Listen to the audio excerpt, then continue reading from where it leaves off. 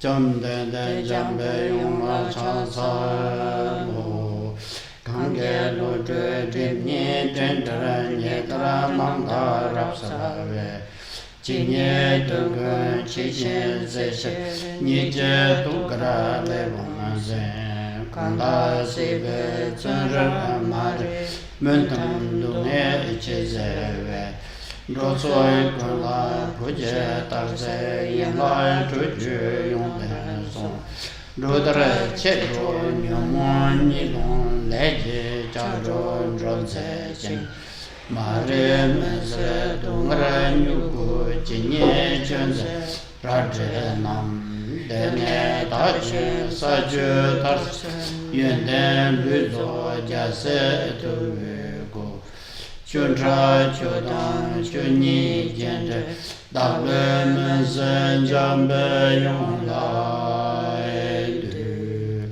Zeden, Cheje, Chenra, Vetsre, Che, Dagbe, Demo, Menba, Rapsarane.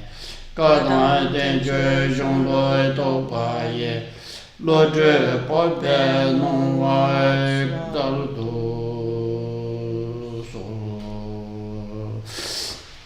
Nimbe ba den je den som do cha tam be ju da sing ge ra da ba tam je jin ba kun ju zai nie pe sha la su gong zu no de be do do mer ja so ten ta me gro wa ro ye zo la ji ye sha sa lu ja ya sha na do je jin re ze sa yin yin bo de ba nam ba sa le nam ge yin bo sam ba kun do zo nie be se jin je la sha je wo 다그 사람을 건드려라 좀 저와 건제친마 뭐좀 사지산이 뉴제 바라이 염조 바라는 베게레 저 사람 건도 시제 다니래 탐게 삼매 사게 용종신 송전민 별람킨 까르마파 미셰데 베지외 쪽에 또 라소 아 넘버 2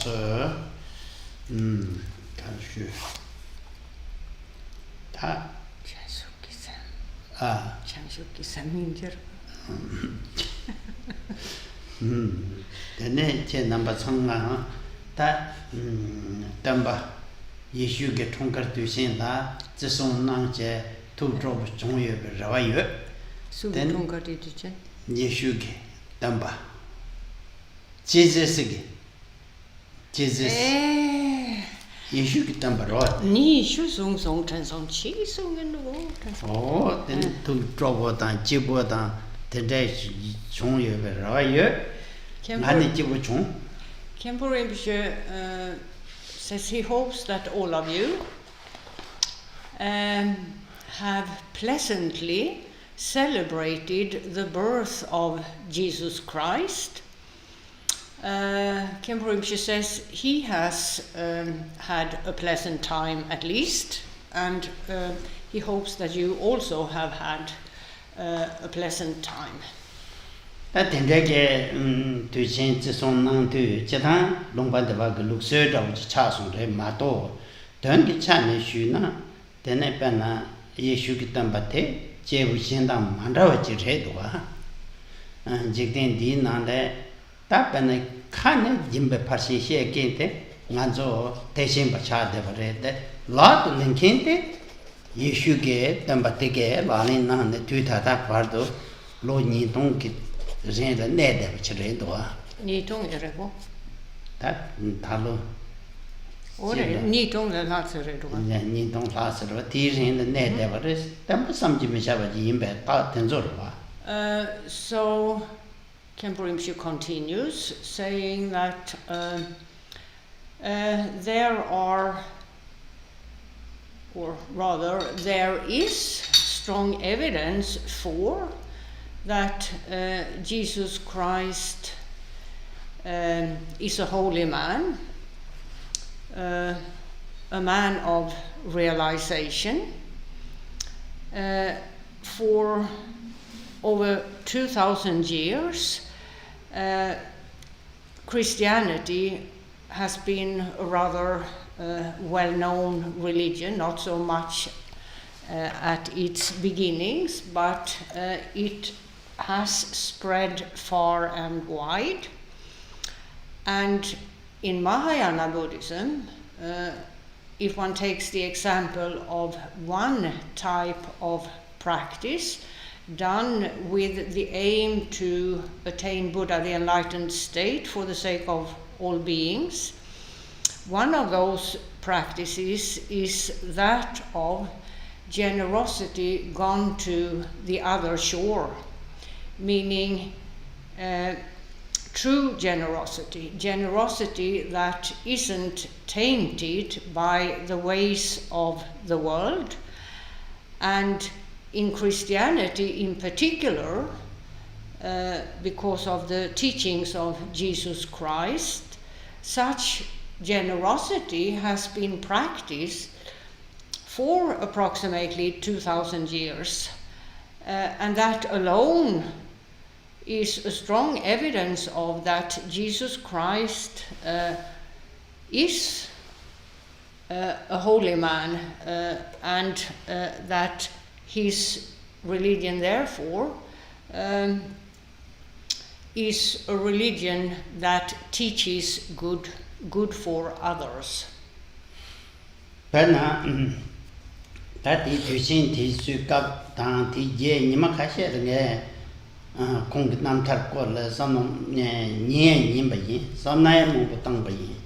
Tang Ran So Mi In Chik Ten Second Din Nam Che Sa Tu Chik Dua Te Chang Chang She Dua Te Chang Chang Nye Ye Ge Pemi Siva Ge Karsa Kamchat Dupo Chi Yorba. Duga Chi Duga Nyen. Duga Hong Duga Te Sanju Yina Duga Che Trijun Na Tirang Chigiroba. Then Kachina do a chicken on the telechick on hand of Chigidua. Mato chige, Tapana issue gay, Palam du boy, non usere, issue children and Batsoke. Can Crusader in the Singing Dupum Chedua. Kuso? Crusader in a Senate Jimmy Southern drum and the Chedua. The deck Loju Nakum Bodua, Tim Mumbo Lane Digdua. Mato chick Loju Zonsa the Summer Chitanga. Lord Yin Tonkers Hen La, Melachiri Cassette dead. Then Romba Joson on the Jimba Cassette Tonto. Then the Jew Tamba some Jimishavach Rento Tendek Gela, Zansa to some of Tanchane, they chop a Pugian and Rakuja Sugian and Ratenso, none, a son of dog dress somebody. Khenpo Rinpoche said because of Christmas supposedly being the time of the year where one gives thought to the work of Jesus Christ and the effects that his teaching has had in the world. Khenpo Rinpoche did so. He has during this time listened to lectures about the life of Jesus Christ and about Christianity in general, and he has given thought to what he has heard. Now, in today's world, it appears that people are primarily drawn to and give primarily their attention to that which is destructive, that which isn't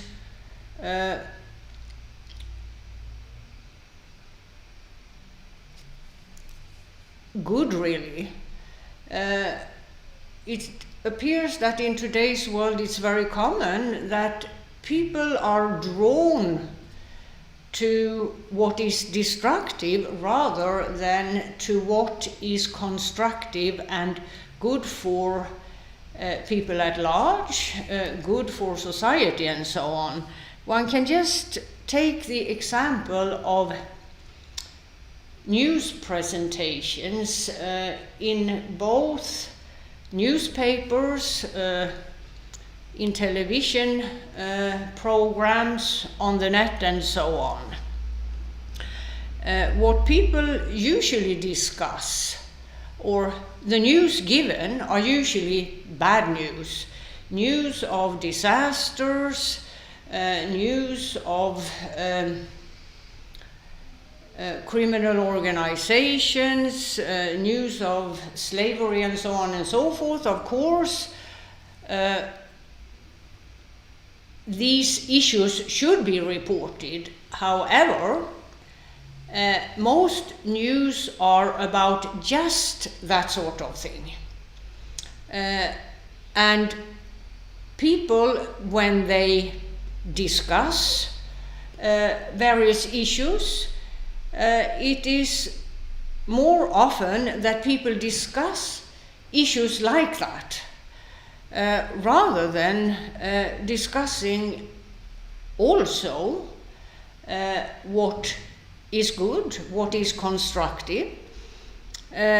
Like, for example, when there is this specific time of the year during which one celebrates the birth of Jesus Christ, perhaps it would be more appropriate to give thought to the deeds and the life example of Jesus Christ, and if one does so, one would find that throughout its existence, Christianity has supported education, Christianity has fed the poor, and so on and so forth, on the basis of the kind of generosity just mentioned, generosity not tainted by worldly motives, but done for the sake of truly bettering the world, making the world a better place. And it may be more appropriate to give thought to these sort of issues, at least during this holiday, and exchange views regarding this, then what is bad in general, which is of course not to say that one should not give attention to issues that concern destructive perspectives of our lives. Of course, there has to be attention given to these issues too, but it seems these issues are predominant, and it's really there. One doesn't really find a balance anymore between destructive and constructive in terms of news, conversations between people, and so on and so forth. And Khenpo Rinpoche says, in his opinion, people would accumulate so-called merit, what in Buddhism is referred to as merit, meaning accumulating good, by way of giving thought to, for example, the life example of Jesus Christ, and, for example, the kind of generosity taught and practiced in Christianity. Last time, the Jitan Trisha Shubi, then Tan Yong Korang Momale Man Roshabi. With that said, we will now continue with the text, the 37 practices of a Bodhisattva, and today we've come to the verse which sets forth the 35th of the 37 practices.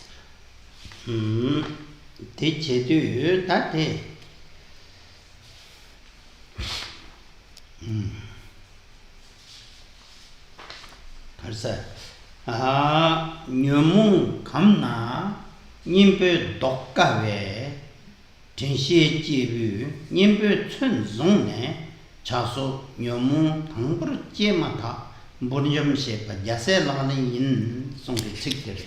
And the text concerning this practice reads as follows. Once you become used to dense states and primitive beliefs, and habituated to the obscuring emotions, they are hard to reverse with antidotes. Therefore, wielding the weapon of mindfulness, or rather recollection, to conquer these obscuring mental states, such as desire and so on, immediately as they arise, is the practice of a bodhisattva. Tatichen nyamu kamna asongdoa. Ta tonggo nyamu sekente penna nyon sekching de mangushira yungre. Nyamu sede check rank sem number 2 pe dani jinji la nyamu sare. Re da de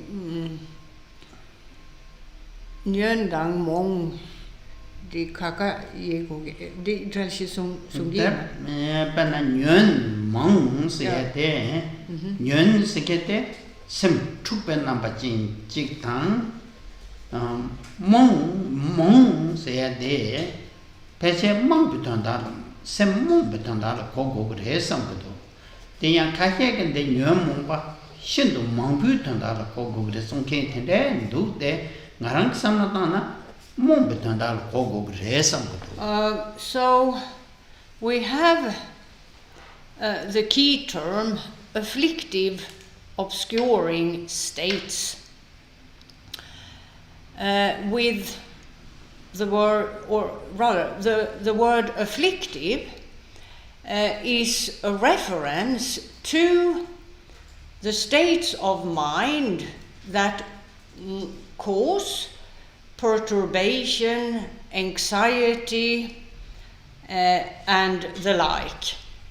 And the word Hmong, in Khenpo Rinpoche's opinion, is a reference to obscuring states, so primarily dense and dull states, which obscure the mind. And an obscure mindset is not necessarily perturbed or one of anxiety. So, therefore, afflictive obscuring states would be appropriate. However, the word Hmong, according to some scholars, is synonymous with many,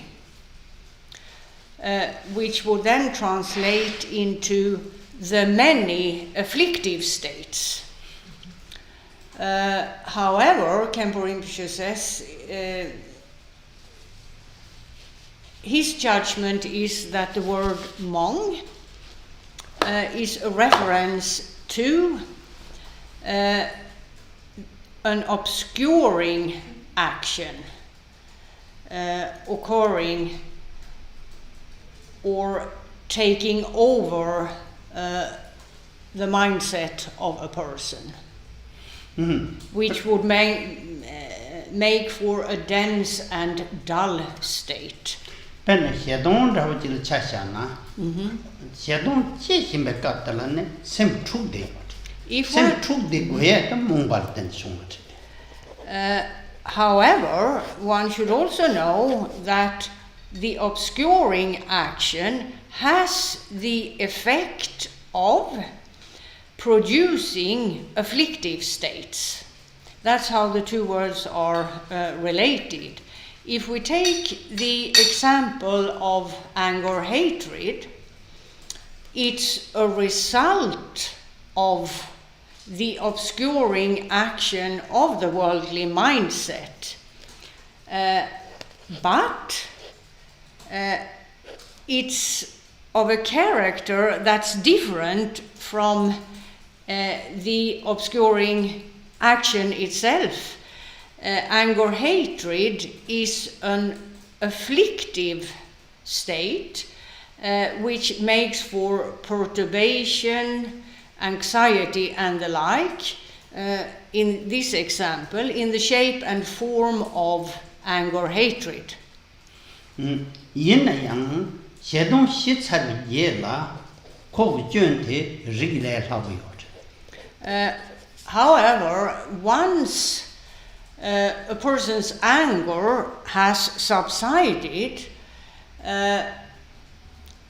it is, at least for a person who tries to work with his mindset in order to free his mindset of both afflicting and obscuring states, it would be clear that anger is not a desirable state of mind, as it were. It is not really something that one would want to cultivate, for example. Then the cha singing ge lo de si da. Dong bu jie du yang xirang wen sing ge ma de da bu jie de ge yo lo. Then we have another afflictive state, desire. Its action is quite different from that of anger, and it's not as obvious to most, if anyone at all in the world. Desire is something, or is a state of, is an affliction rather, present more or less constantly in terms of a worldly mindset. It's quite difficult to recognize. It's something that we all are so habituated to that we do not even notice its presence. It's sort of the normal, as it were.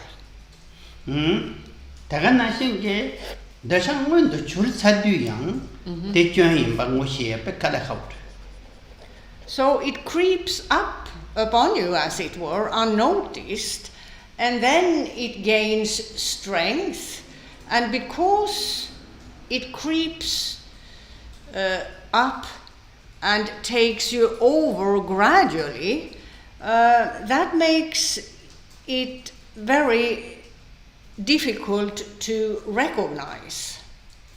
It's not as obvious as anger is. Then Yema Dasha ke David Masona na top Chan Yang ko jön ma zan wo yo. And in the case of most states of desire, the individual doesn't even recognize that it has occurred, nor that it is an undesirable state of mind. One doesn't recognize that it is an affliction. Ben ngaran so mingar thong ngaran so mingar thong nge page na. Ta dan da Christmas ge sel je New Year ge sel je samne te chung kon ro gro wa ngaso. Re. Tik sel je sambat ne cha ko lo ro ba ya. So if one considers what happens in commercial establishments after the Christmas holidays, we all know that usually there are sales, and the moment one sees the sale sign in the shop, one is sort of drawn in there, and one thinks it's a good thing to go to the sales because one saves money. One thinks one is doing something constructive. One completely misses out the perspective of desire, the desire one has in all of this.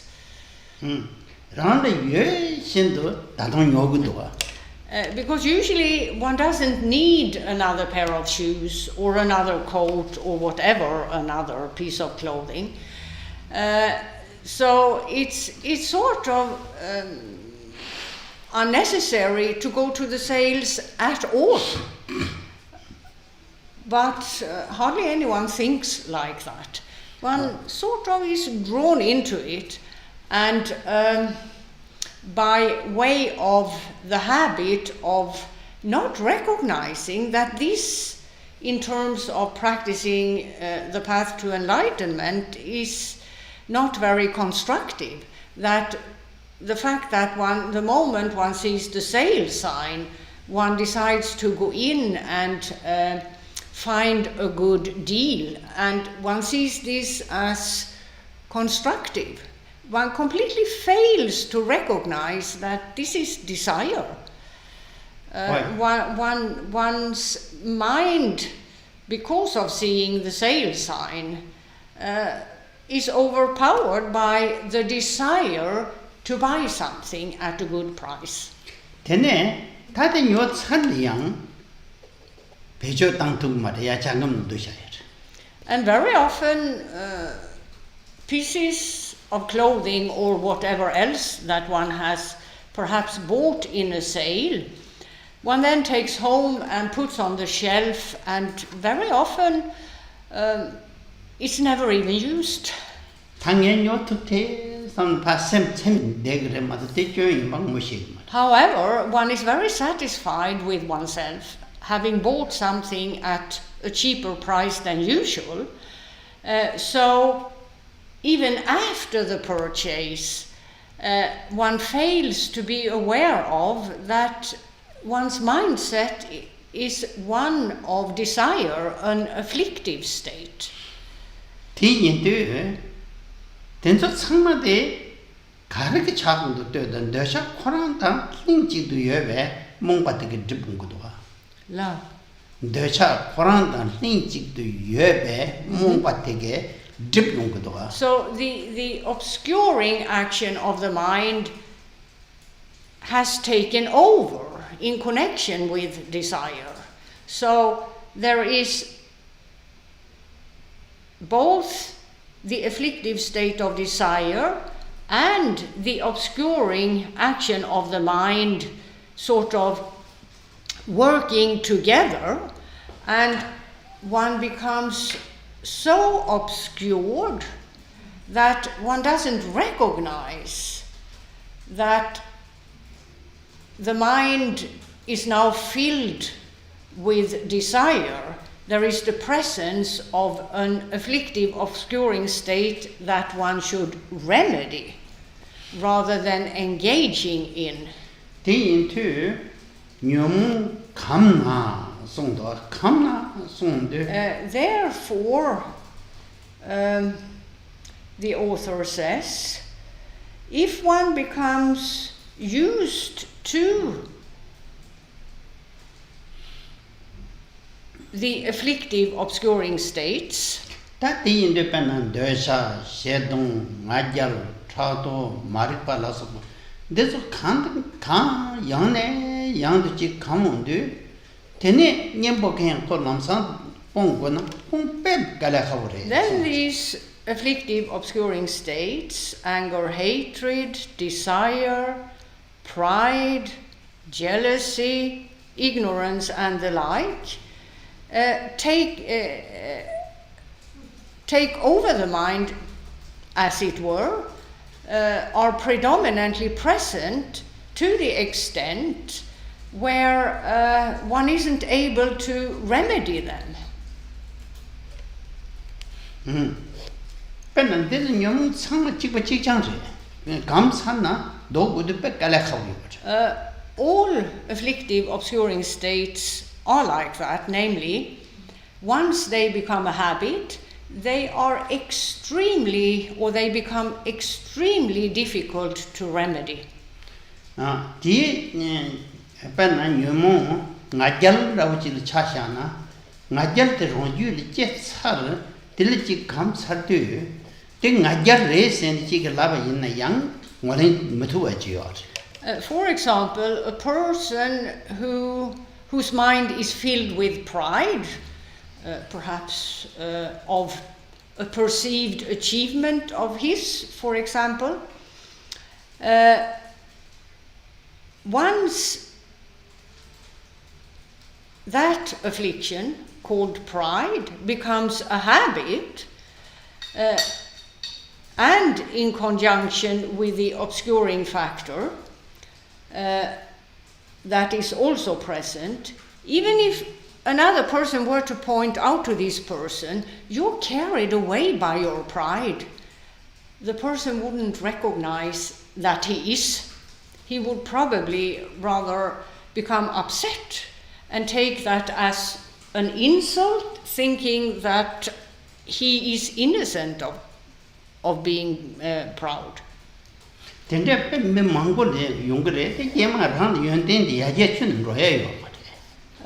this happens to a lot of people.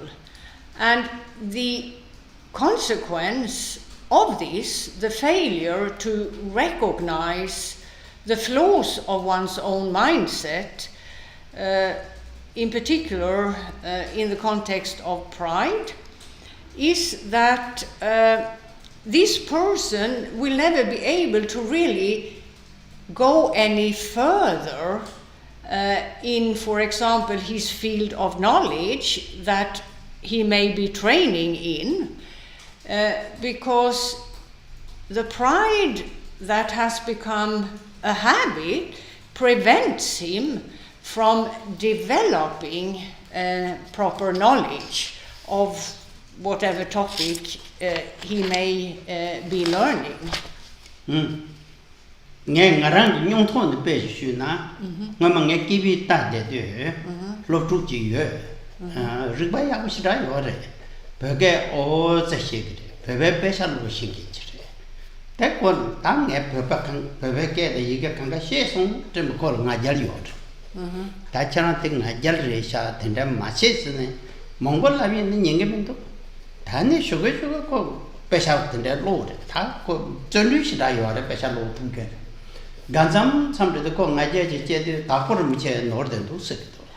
Khenpo Rinpoche gives an example from the time of him being the educational director of the Karmapa International Buddhist Institute in Delhi. One of the students there was a gifted student. It was easy for him to learn, and he did so. He was also very diligent. He learned a bit of Tibetan during his years there, and he was able to some extent read and understand some Tibetan texts, in consequence of which he ended up with the impression of himself as a scholar type of person, I know it all type of. He developed the idea that he knew a lot of Tibetan. He was quite an expert in the language, he thought. He thought very highly of himself, as it were, in consequence of having learned a bit. And Khenpo Rinpoche tried to guide him away from this, advised him and said, you should be a bit careful here. High-level scholarship doesn't come that easily. It takes decades, if not many lifetimes for some. It's different from person to person. However, continue the way you've begun, but try to be more realistic about where you are. Well, he didn't take this to heart. Khenpo Rinpoche couldn't really reach him.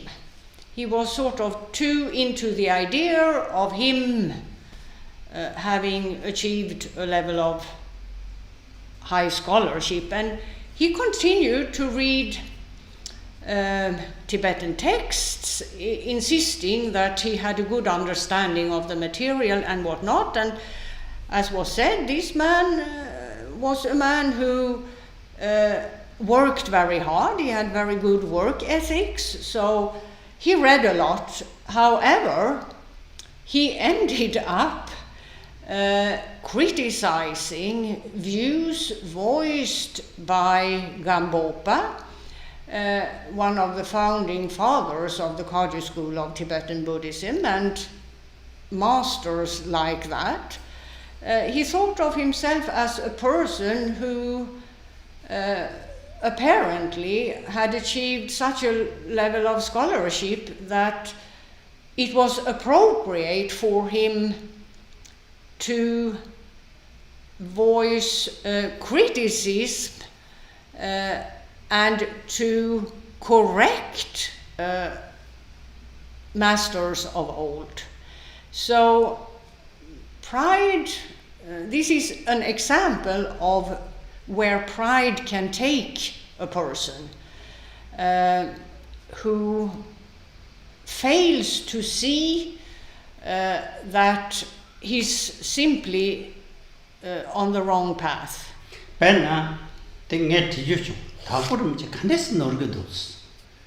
Tene, penna, korangal pete, tarjing nangla, chokun tongbanyi sondos. Choku tongni Tongni de choku tonjig de sondos. Takwe chokchok nangla, chokun vesalago sondos. The contradictory was second. Alltså, tsokche. Ja. Där det triva tvillingar gick. Är det gott? Det tagorum cheke det transcription kandar makasho namkat. So Khenpo Rinpoche asked him, well, could you give me an example of where Gampopa went wrong then, in your opinion? And he had answered, well, in the jewel ornament of liberation, the author, Gampopa, says that the Dharmakaya is synonymous with emptiness, whereas in another text, which is a text that records conversations between Gampopa and his disciples in the form of questions and answer sessions, there Gampopa says the Dharmakaya is synonymous with mind's enlightening action or knowledge. This is the chokute tongwa nik se de la koju chita yore ta inangaren zemjas. Ta tarjinte kolo parbe gongbachis. Vers alba se kolo thame gongbares. Te goni ki chepar res. Jänner de ngal khas egin sala. Chidi pa kanang. Yeah, nge pa linja. Well, Khenpo Rinpoche said to him, Tajindi kolo barpe. Parbe gongba. Khenpo Rinpoche explained as to the jewel ornament of liberation, that text is of the second turning of the wheel of the Dharma, and the perspective those teachings of the Buddha Dharma give, whereas the other text that he had mentioned belongs to the category of texts that set forth the perspectives of the sacred Buddha Dharma in the context of the so-called third turning of the wheel of the Dharma. One has to sort that apart in order to know that Gampopa is explaining the Dharmakaya dimension of Buddha the enlightened state, one, according to the viewpoint or viewpoints of the second turning of the wheel of the Dharma, and according to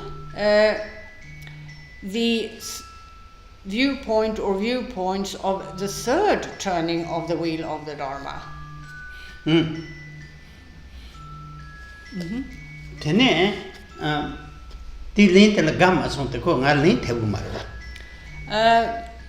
this student didn't say much, but it was in answer to this, but it was quite clear that he had not accepted the answer. He disagreed with. 요거대 그 아메리카 친체네 드반에 그 PhD 제 근데 그가 제일 있어요. 다 대선 넘바이 말에. Now later on he went on with university studies in the context of Buddhist philosophy and the like, Tibetology, and he went to a university in the States where he earned a PhD degree. However, today he's not even a Buddhist.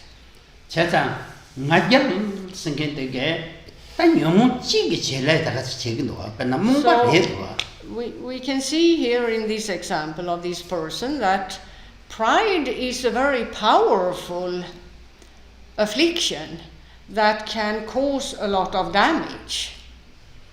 제가 감나 성탄 너무들 감타쳐나 님보지 때나 양 되게 너무들 도투고 말해. That's why the author here says once you become used to afflictive obscuring states, then you won't be able even to relate to using a remedy whereby you could overcome the afflictive obscuring states.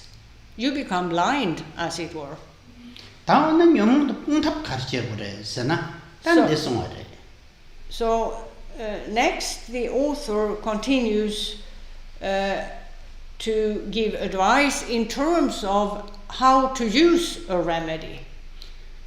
진시 제부 년부 춘송네 송 따대게 당고네 따랑 때 니야 세마타도 전바 생기더런 줄로 딱딱 lep토바 농자 가르이 도자 가르이 상제기 종집 선바 나 종집 선바 제나 종집 선바 교람 간대지제고 삼나당당 간대지제고 나 개롱지 제나 개롱기 삽자 가르이 삼나당당 가르치고 나 도르제 택벨람다 롱켄지이나 도르제 택배게 당보 송외 탐식 드베 탐식 된적 송외 탐식 드베 탐식 데니기 케파칸지 다 송외 탐식이스나 베나다 자외 동화 주제세 된데 자동 된적 송 간데 진 송고기 치르타미르탄기 야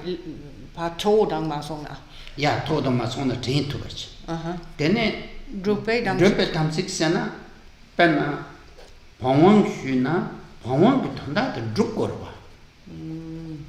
류 타말도 마셔와. 농아 타말도 마셔와. 쟤네 죽거라.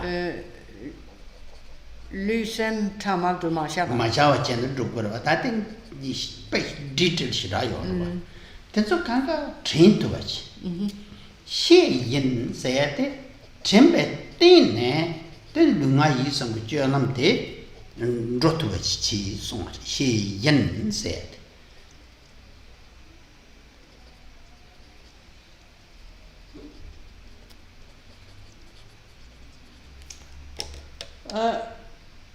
So the author then says, therefore, wield the weapon of recollection. Now,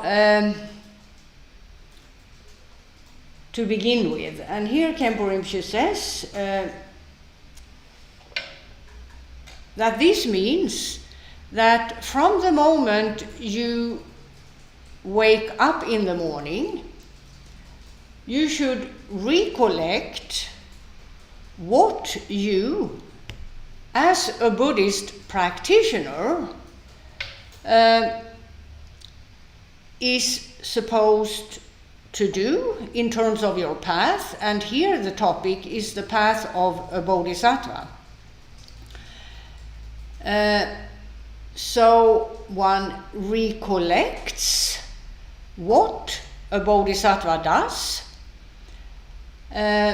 One, in the case of being a practitioner of monastic ordination, one also recollects the vows that one has taken in the context of monastic ordination, and in the case of perhaps also being a practitioner of the Buddhist tantras, the Vajrayana, one recollects the vows of that tradition called Samaya. And in terms of Samaya, you have two main perspectives. You have a general list of pledges you have made when you entered the Buddhist tantras, of vows that you have pledged to uphold. There are the so-called root samaya, and then the tsawadang, and auxiliary samayas. So that's one category. The second category is samaya in the context of the different empowerments you have received. Any empowerment will have different sub-empowerments, the vast empowerment and so on. And with respect to each of them, there is a set of pledges that you have pledged to uphold in order to properly practice and accomplish the goal of that empowerment. In a general sense, it's about lysem, it's about making both your mind and your body free of your regular worldly ideas that you have as a worldly individual, and instead achieve the enlightening perspective. And here you find, of course, in the course of practicing the path, a lot of levels of accomplishment. So all of this is to be recollected on a daily basis at the beginning of the day, and then throughout the day you conjoin this with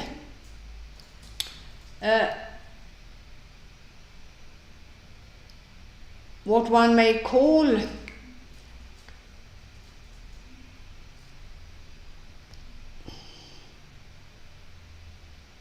the state of being conscious of how to go about this, what was listed in terms of the path of a bodhisattva, one's level of ordination, and then the Buddhist tantras and the various samayas there. To keep oneself informed about oneself, as it were, in terms of whether one is really doing what one has pledged to do or not.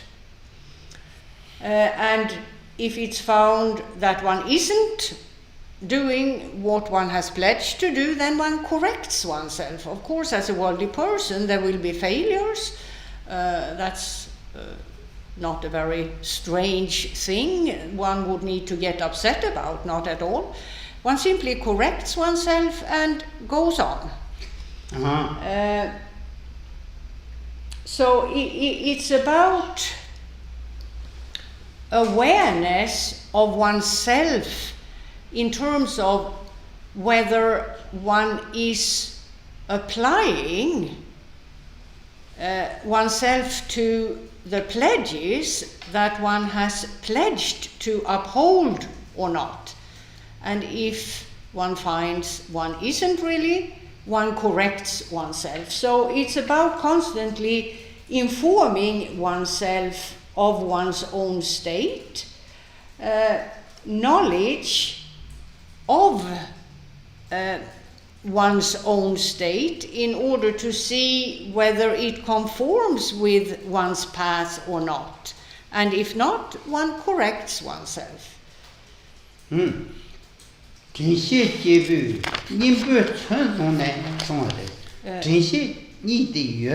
Yeah. So, by way of recollection and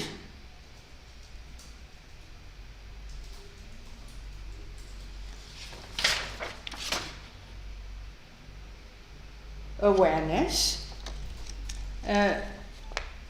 one then, as it were, wields the weapon which remedies afflictive obscuring states that are detrimental in terms of developing on the path.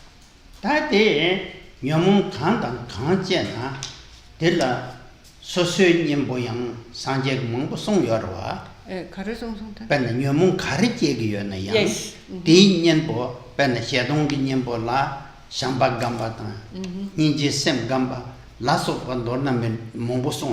Yeah.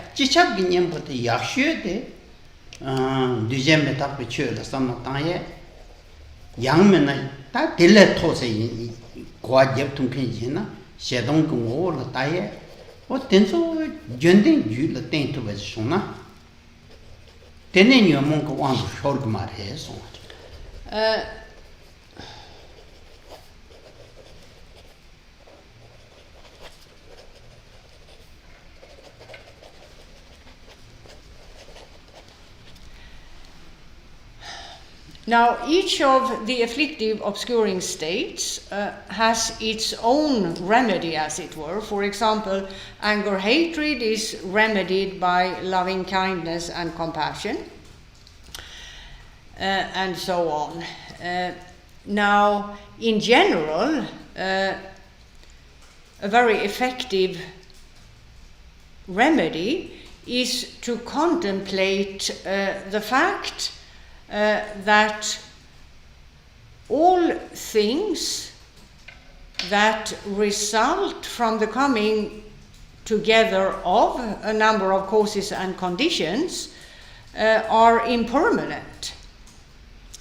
On a more advanced level, there is the instruction of trying to observe the true nature of the afflictive obscuring state of mind in question, anger or otherwise. And these various remedies are to be applied continually. And if that's done, then one breaks the tendency to become used to afflictive obscuring states to the extent where they are more or less ever present. Instead of being overwhelmed by them, one can, by way of these remedies, do away with, to begin with, of course, their presence becomes one of on and off, at least. And the more one persists trying to remedy these states, the weaker they become.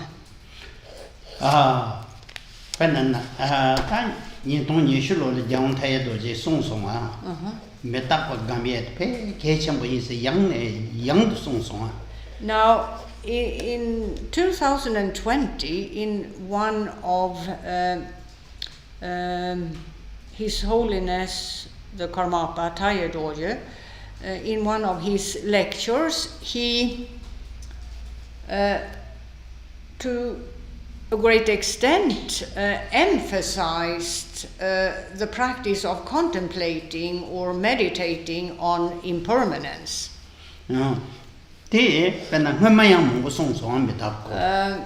He had done so also on a number of occasions in the past.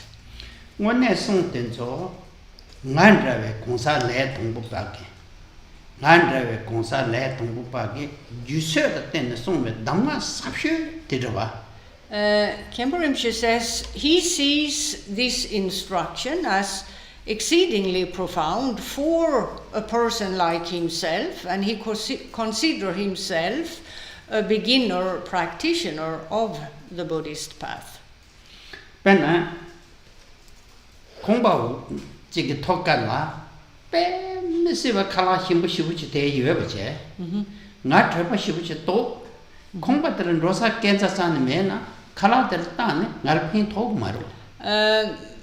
And he gives the following example, namely, if you're on the first floor of a building, you're tired, hungry, you haven't had food for a very long time, and on the upper floor, delicious meals are served freely,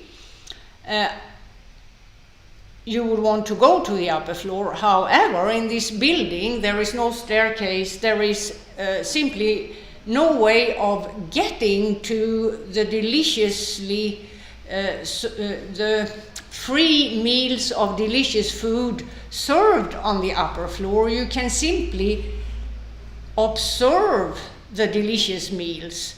At that point, the food upstairs, you have no access to it. You can't get there. It won't help you in any way, shape, or form.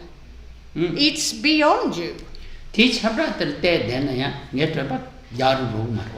And you will just continue to feel starved and hungry downstairs while watching the food upstairs.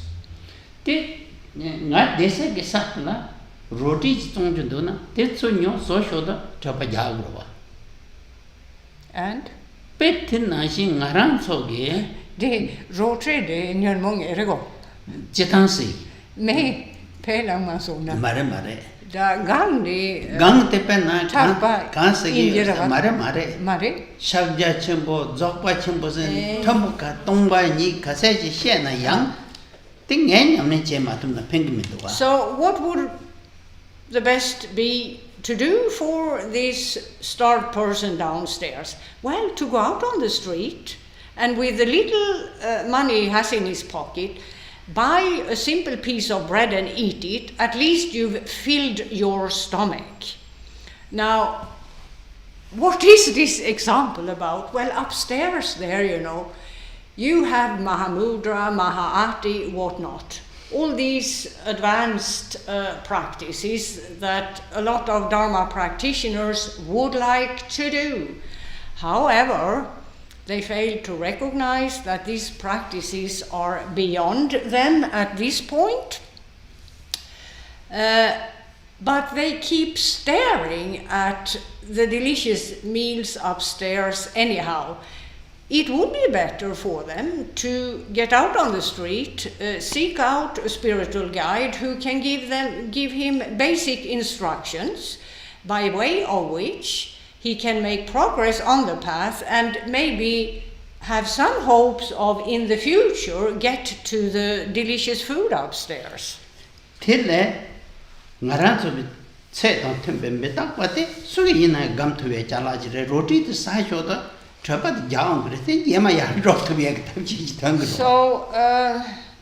go out and buy a decent but very regular piece of bread and fill your stomach. Be practical, be realistic. In the same way, apply yourself to contemplation of the impermanence of all things, and perhaps by way of doing this properly, you develop to the point where at one point in the future, you'll be able to use higher teachings. Impermanence, Khenpo Rinpoche explains, is something that anyone can contemplate. It's not beyond anyone. Anyone can acquire a basic understanding of impermanence and then apply that in contemplative meditation. Zambildin di nala tan nepa kase ni marrejin de lebu to sinking kase lebu ngad mena din kariyor ngad bishu din kariyor te meta wa tendency samatan. Think about the fact that at this point in time there is no certainty whenever you enter the outside, you leave your home. There is no certainty that you won't run into a person or two who infects you with the COVID virus. And there is no certainty that you will survive that infection. To sum up, death can strike at any point, so therefore one should make good use of the time one has. And this example of there being no certainty whatsoever, in particular nowadays, about death striking more than usual, that fact should make it more easy to understand the impermanent nature of everything, the impermanent nature of our entire existence. Tene taganan singe dhalo kayu monam karwa jaun thaya doje pe menga samu mungon nang doa tin nange chik person shugerwa nganzo no dra menda chi shargi yores jujin tender chi chowondu tellang nganzo minjik da chagyo yores You can Tenphel. minjik da ne de kupchar de computer resen mere ta te desin menda war shegi do ga tanto no someday come into ga so te tam beta ngol ta dan terwa. Also, during the Cardamom Lam this year, His Holiness gave many profound instructions, Khenpo Rinpoche says. One of them was the following, namely that he said that whatever we are in contact with, all objects of knowledge, as it were, are merely the outcome of the workings of causes and conditions, dependent occurrences. And as to these objects of knowledge that exist for a period of time, in consequence of the workings of causes and conditions, these appearances that we call objects of knowledge, when we are in contact with them, we have names for them, such as a chair, a computer, a table, and so on.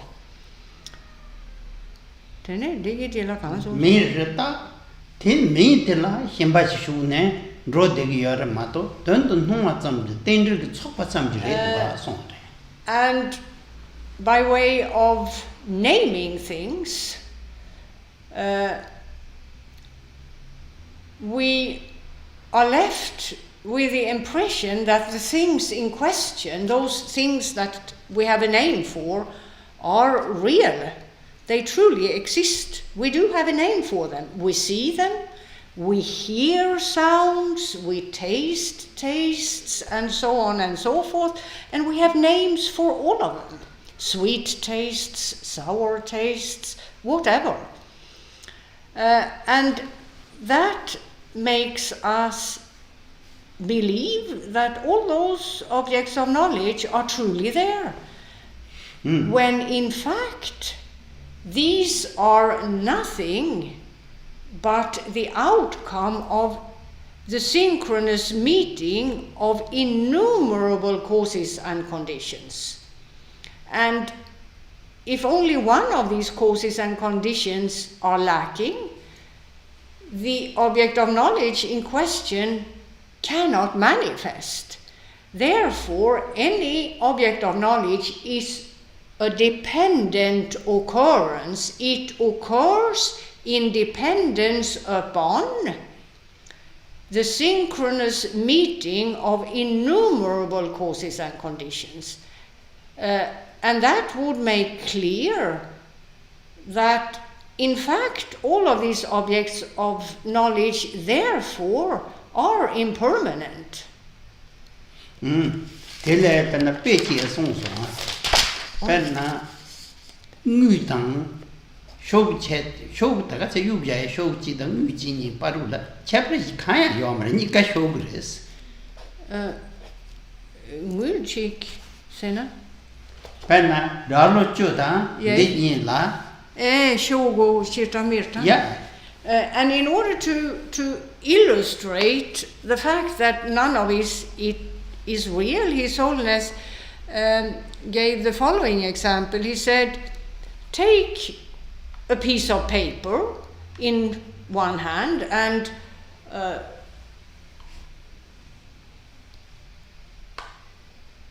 for example, a $10 bill in your other hand. What's the difference between the two? None really. Both are just pieces of paper. However, we value one piece of paper more than the other. Because of its name. It's a $10 bill.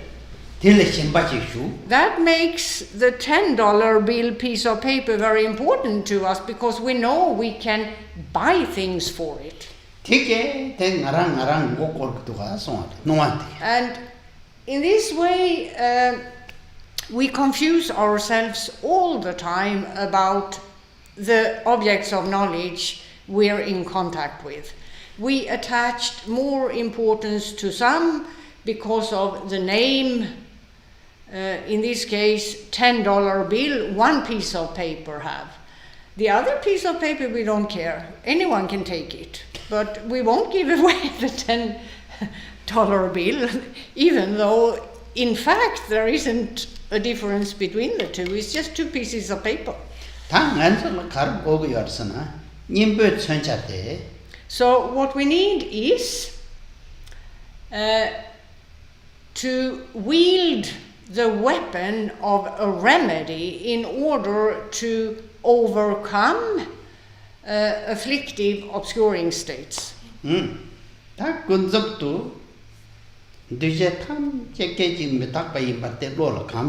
So one begins by habituating oneself to the fact that all things are impermanent. Nothing, meaning nothing is real.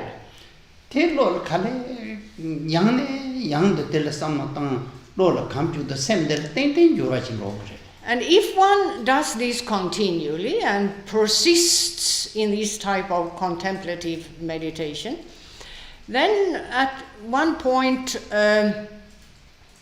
it will have a certain effect, an effect for the better. In terms of the process of overcoming afflictive obscuring states.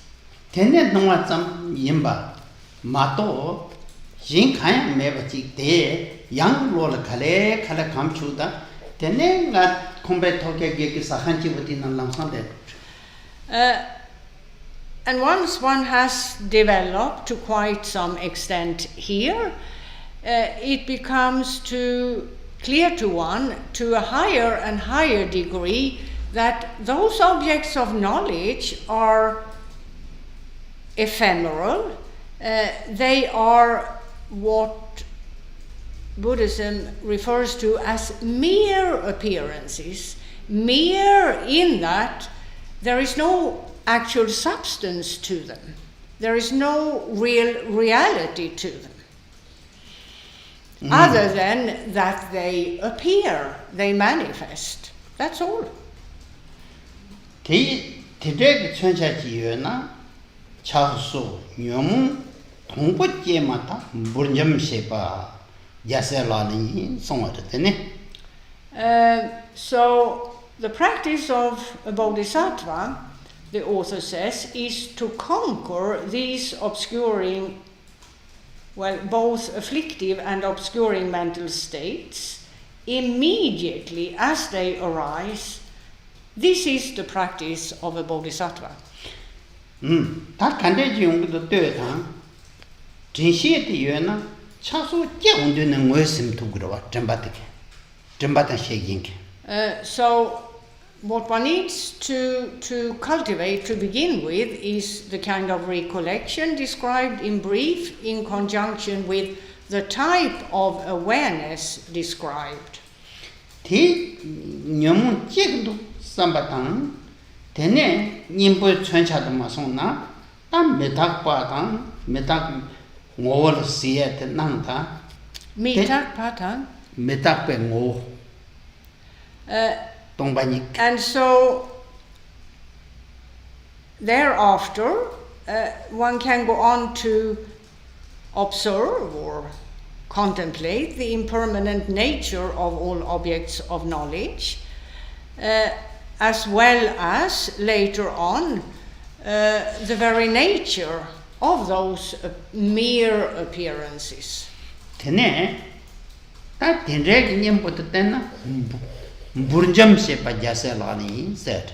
And if one practices in this way, one can conquer these afflictive, obscuring states. Burjam sengede penna nyomu te sengoma yambur yomata nyembo tanam sandeptuna manjam tugres. Meaning to the extent where, as soon as these states arise, as one now has some skill in terms of the process described, the process of practice described, then immediately one applies recollection and awareness, and thus these states can be overcome. Perna Shachekave Song Lojong Tundun Masangeda, that is on Kerachimburba, the Kanga Lojong Segidu. Yeah, Kongitsan Kaingo. Chekawa. There is a Buddhist master of old, Chekawa, who authored what is known as the 7 points of mind training, and these 7 points of mind training are quite well known throughout Buddhist centers today.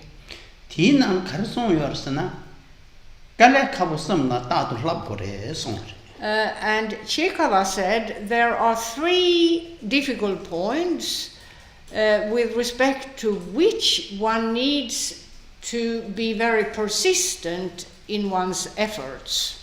The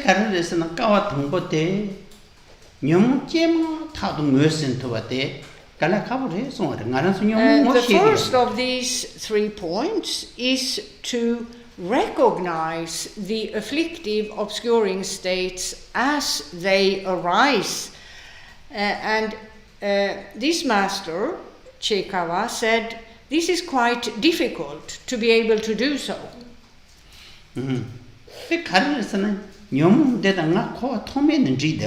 Because we have actually cultivated the afflictive, obscuring states since beginningless time.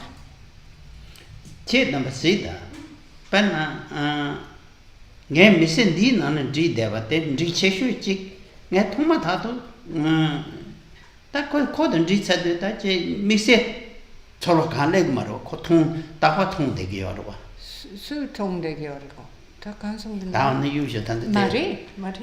Perna, Michi Takwa. Oh, Michi. Zasoni Takwa, Nyando Dede. Think of the following example. A married couple who spend most of their time together. They are very used to the presence of one another.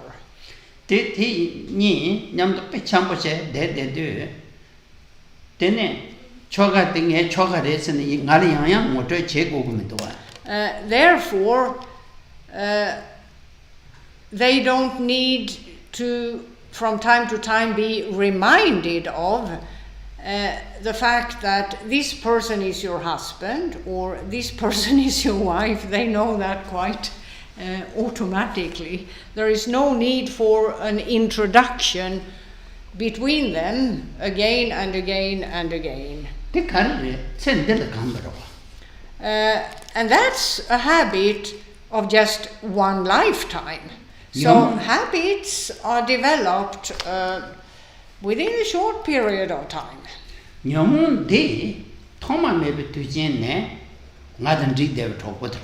Whereas afflictive obscuring states is something that have accompanied us since time immemorial. So it's much more of a habit. So if one doesn't develop recollection and awareness, then overcoming afflictive obscuring states would be next to impossible. So that's the first of the three difficult things.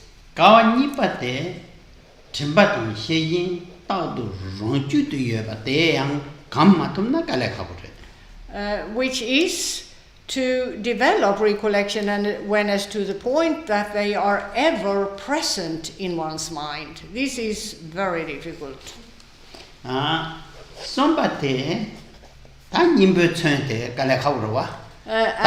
then to make use of them, to wield the weapon of recollection and awareness, that's also quite difficult. However, if one persists in one's efforts, it's possible.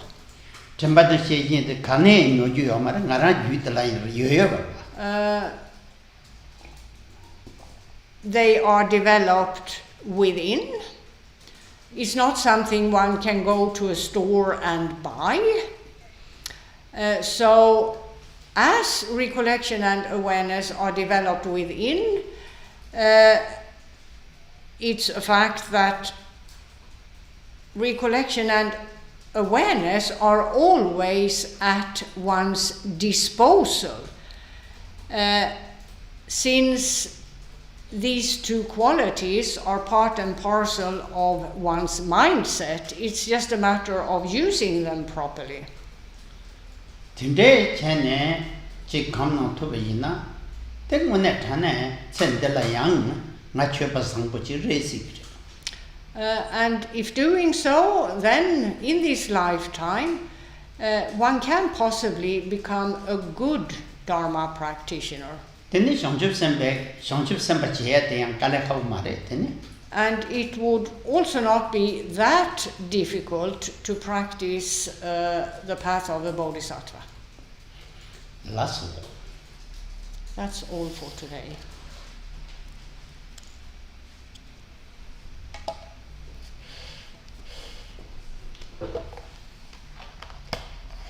Sunam de Yedam Jezagwanya Tamanya Pedanam Pamset. Jegana Jebalau Jovaye Sigve, Soden Joa Joruar Shu. That's all.